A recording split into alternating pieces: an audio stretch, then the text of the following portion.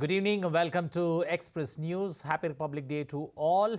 I'm Anil Thomas. Let's get started with the top 100 stories that are trending this hour. President Draupadi Murmu commenced the celebrations by unfurling the national flag at Kartavya Path in New Delhi. French President Emmanuel Macron attended the celebrations as chief guest. The national anthem and 21-gun salute was presented to the president. The gunners of Field Battery Ceremonial presented the traditional 21-gun salute by the indigenous 105mm Indian field guns. Prime Minister Narendra Modi welcomed President Draupadi Murmu and French President Emmanuel Macron at Kartavya Path, escorted by the president's bodyguards for Republic Day celebration. Prime Minister Narendra Modi laid wreaths at the National War Memorial, leads the nation in paying homage to the braveheart soldiers. Prime Minister shared his thoughts in the digital visitors book of the National War Memorial in the national capital. French President Emmanuel Macron extended his greetings to the people of India on the 75th Republic Day.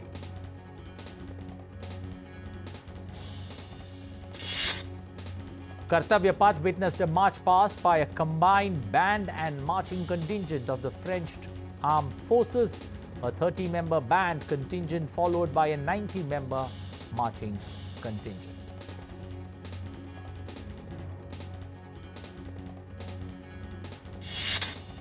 The Republic Day parade commenced with multiple military contingents marching down Kartavya Path, including the Madras Regiment, the Grenadiers, the Rajputana Rifles, Sikh Regiment and the Kumaon Regiment.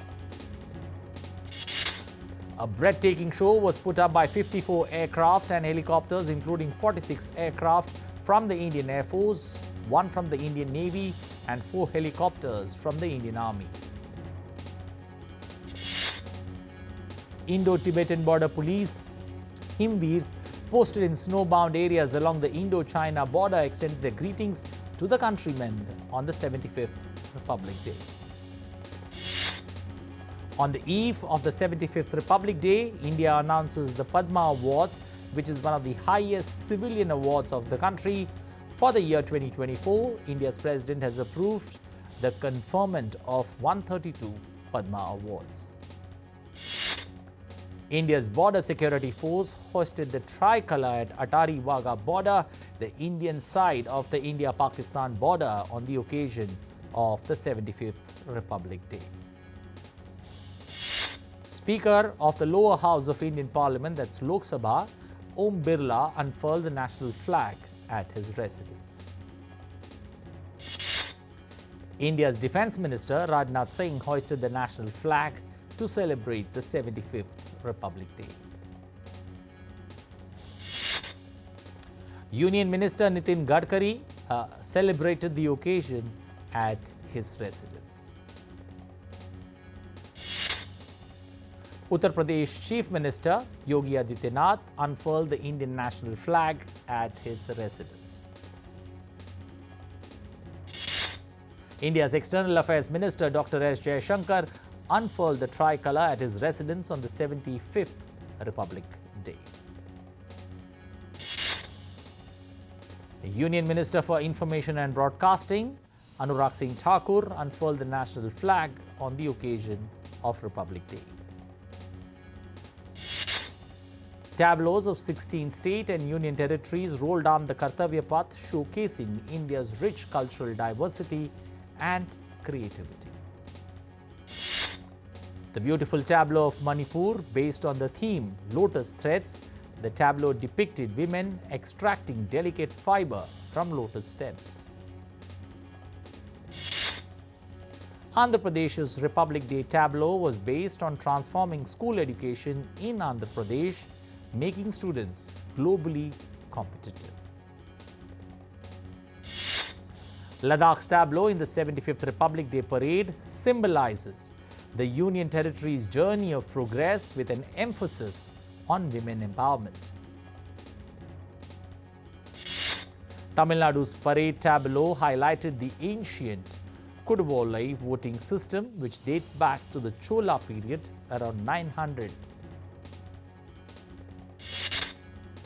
The Meghalaya tableau opened an enchanting display of the state's cherry blossoms, transforming the landscape into a canvas awash in delicate shades of pink. Telangana's tableau in the Republic Day parade honored the legacy of tribal freedom fighters.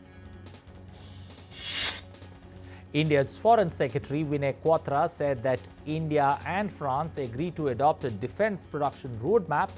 It will focus on identifying opportunities for partnership in the defense industrial sector. Both the leaders also spoke about developments in the Red Sea, noting that disruptions to commercial shipping is a matter of serious concern. Russian President Vladimir Putin showered praises on the Indian Prime Minister for guiding India towards rapid growth and development. During his visit to the Kaliningrad University on Thursday, the Russian president said Make in India is making massive waves under Prime Minister Modi. He also praised India's independent foreign policy, adding Russia can rely on India as a trusted partner. As India celebrates 75th Republic Day, US Secretary of State Antony Blinken lauded the vibrant people-to-people ties between India and the United States. Australian Prime Minister Anthony Albanese extended his wishes to the people of India on Republic Day. He recalled the bond between the two nations built on deep and enduring links between their citizens.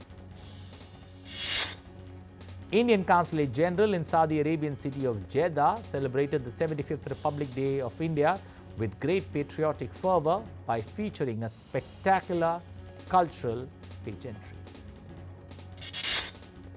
With temperatures as low as -31 degrees Celsius, the Indian flag flew high at the Embassy of India at the East Asian country Mongolia on the occasion of India's Republic Day. Despite cold weather, members of the Indian diaspora in China participated in the Republic Day celebrations organized at the Embassy of India in Beijing. King Charles III of the United Kingdom conveyed his warmest congratulations to President Draupadi Murmu on the 75th Republic Day of India. High Commission of India in Maldives celebrated Republic Day with great fervor. The High Commission also extended his warm greetings on the occasion. The Republic Day celebrations were carried out in Bangladesh's capital city of Dhaka with enthusiasm and patriotic fervor at the High Commission of India. Earlier on Wednesday, the High Commission of India in Bangladesh held a grand reception at the International Convention Center in Dhaka to mark the celebration of 75th Republic Day of India. The Republic Day of India was also celebrated at the Embassy of India in Kathmandu in Nepal. The embassy also unveiled a magazine covering the welfare initiatives of the Government of India for ex-servicemen domiciled in Nepal. US Secretary of State Antony Blinken, during a visit to Angola on Thursday, hailed the progress made in the construction of the Lobito Corridor, which is a rail link key to metal exports from the Central African Copper Belt. Thousands of Australians gathered in the state capital on Friday to celebrate their National Day in Canberra. Addressing the people, Australian Prime Minister Anthony Albanese said this day is a chance to pause and reflect on everything achieved as a nation. At least 30 people have been killed and several others injured in Nigeria's Central Plateau state in a series of attacks around Mangu town on Wednesday, despite a curfew imposed by the state government.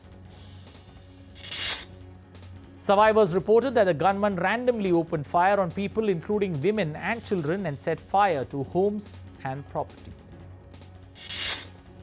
Mali's military rulers announced the end of a key 2015 Algiers peace deal on Thursday.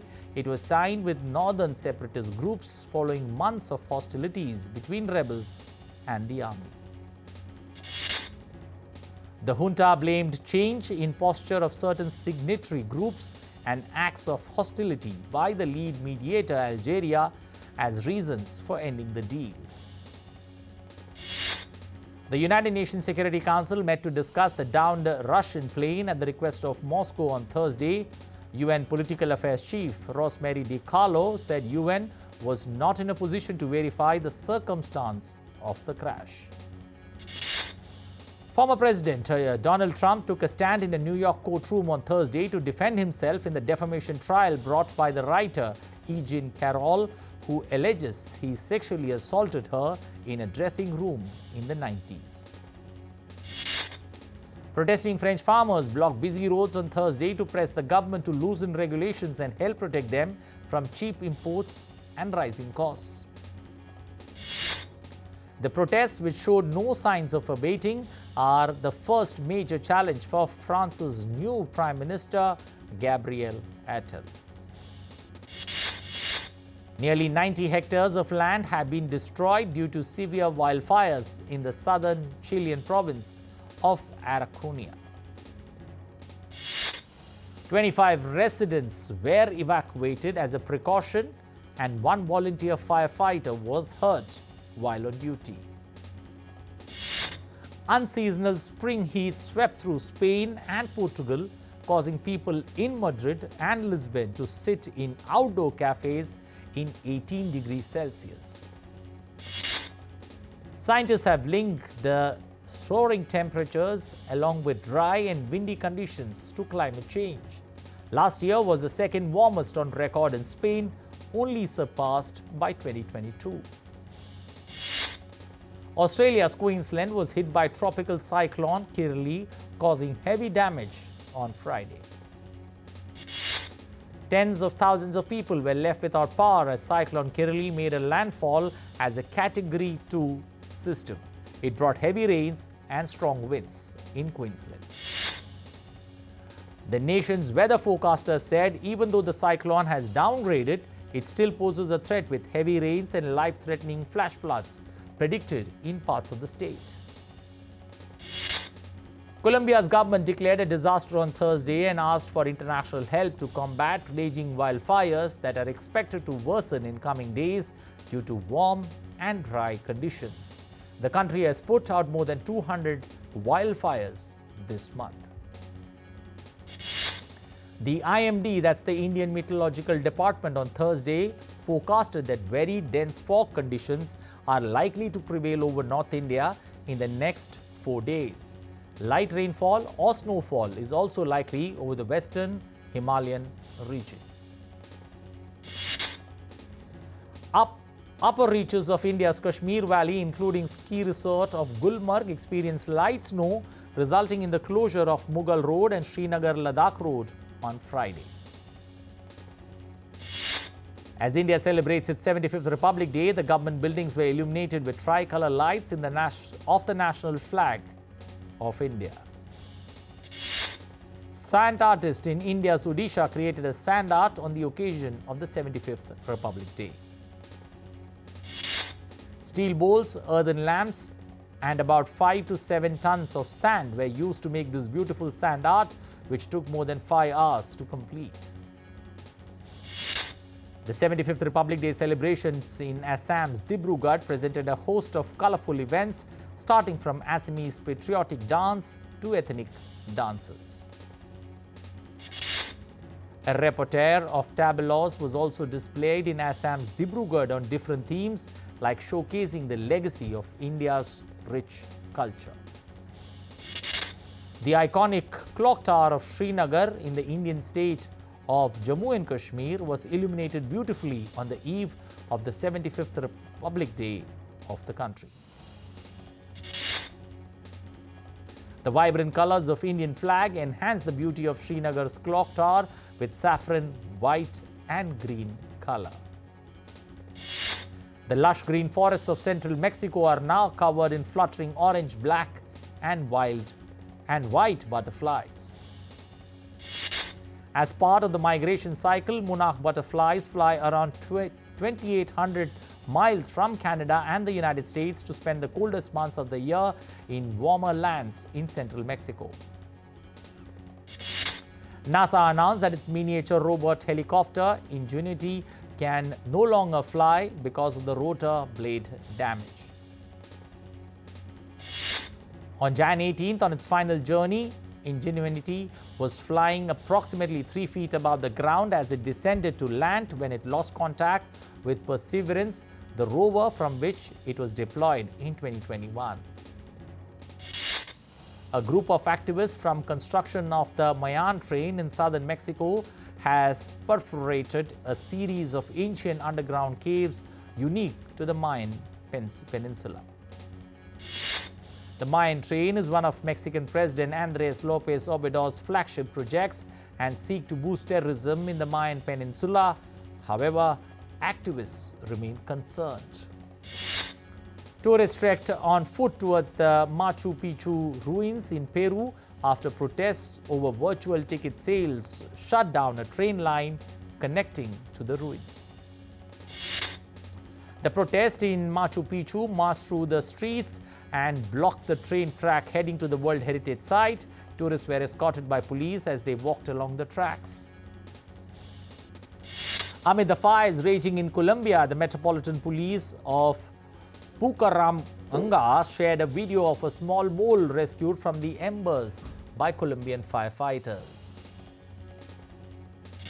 The beautiful video showed firefighter recovering the little mole, who then takes it to a safe area to release it into the wild. Apple has outlined its plans to develop software developers to distribute their apps to users in the European Union outside of Apple's own App Store. Apple's move is in response to a new law passed by the EU called the Digital Markets Act. Starting in March, developers will be able to offer alternative app stores on iPhones and opt out of using Apple's in-app payment system, which charges commission of up to 30%. The first trailer was released for the upcoming Roadhouse remake starring Jack Gyllenhaal, who plays the former UFC fighter Dalton, runs into trouble as he takes on a job as a bouncer at a bar in the Florida Keys. The Doug Liman-directed Roadhouse is reimagining of the 80s cult classic of the same name, which starred Patrick Swayze. Roadhouse will release on March 21st. Italian designer Armani took a shimmery haute couture lineup to the Paris runway, showing slim trousers, ensemble and full-skirted gowns in pastel hues. Armani's spring-summer collection drew crowds, and onlookers gathered to catch the arrival of celebrities, which included actors like Glenn Close, Gwyneth Paltrow and Juliette Binoche. New Masters of the Air, conceived and produced by Steven Spielberg and Tom Hanks as a spin-off of the Band of Brothers and Pacific, is launching on Friday on Apple TV+. The show Masters of the Air is based on historian Donald L. Miller's 2006 book of the same name and follows the US. Lil Nas X is showing fans a new side of him with his new documentary film, Lil Nas X, Long Live Montero. Indian actors Hrithik Roshan and Deepika Padukone's aerial action drama Fighter minted 24.6 crore rupees at the domestic box office on day one of its release. The film released on Jan 25th. British guerrilla artist Karma Kazi celebrated toilet graffiti as a form of expression in a new exhibition in London on Friday. The show featured a work based on the anonymous scribbles left by Londoners in pub toilet cubicles that provide an unfiltered view into the thoughts and feelings of the British capital. World number 4 Italian Jannik Sinner stunned world number 1 and 10-time Australian Open champion Novak Djokovic in the semi-finals on Friday. World number 3 Daniil Medvedev came from behind to beat world number 6 Alexander Zverev in a 5-set thriller to set up a final clash with Jannik Sinner. World number 2 Aryna Sabalenka will take on Chinese 12th seed Zheng Wen in the Australian Open Women's Singles final on Saturday. In men's doubles final, India's Rohan Bopanna and world number 1 along with Matthew Ebden will take on the Italian combination of Simone Bolelli and Andre Vavasori on Saturday. India entered day 2 at 421 for 7 with a lead of 175 runs over England in the first test match in Hyderabad. England were bowled out for 246. The second test match between Australia and West Indies hangs in balance after West Indies restricted Australia to 289 runs. At stumps, West Indies were 13 for 1 with a lead of 35. India steamrolled Minos Island by a whopping 201 runs to virtually qualify for the Super 6 round of the ICC Under-19 World Cup on Thursday. Rutuja Pissel scored 4 goals while Deepika Soreng struck thrice as India hammered New Zealand 11-1 to enter the semi-finals of the FIH Women's Hockey World Cup on Friday. World champion javelin thrower Neeraj Chopra on Thursday found himself in the company of tennis legend Roger Federer in Zurich, a moment the Olympic gold medalist described as a dream come true. Liverpool has announced that manager Jurgen Klopp has decided to leave the club at the end of the season. Well, that's all we have time for in this edition of Express News. I hope you liked it. In case you did, do tell others. In case you don't, drop us a mail. You can connect with us on Facebook, X, Instagram. You can visit our website ddindia.co.in. Well, that's it from me and my entire team. Thanks for watching. Once again, Republic Day greetings to one and all viewer of DD India. Bye for now.